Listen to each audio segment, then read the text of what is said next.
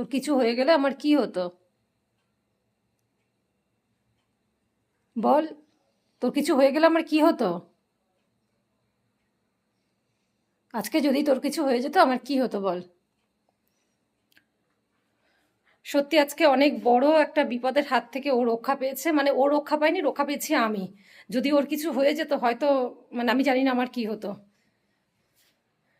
যথারীতি আজ সানডে আমি ক্লাস করাতে গেছি।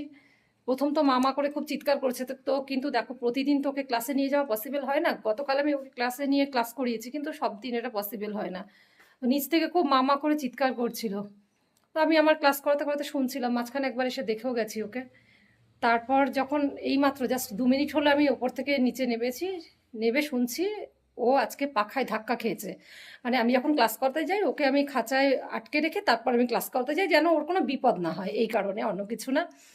তো খাঁচা থেকে নিজে পাকামি করে বেরিয়েছে, নিজে নিজে খাঁচার দরজাটা খুলেছে, খুলে পাকামি করে বেরিয়েছে, বেরিয়ে গিয়ে পাখায় ধাক্কা খেয়েছে, খেয়ে নিচে পড়েছে।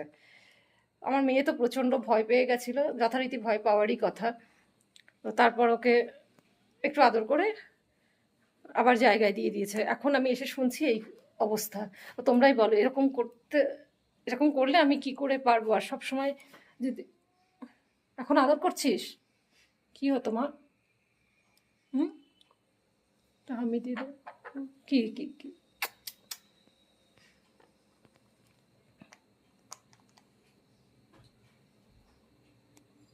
গুড নাইট বলে দে, গুড নাইট বলে দে।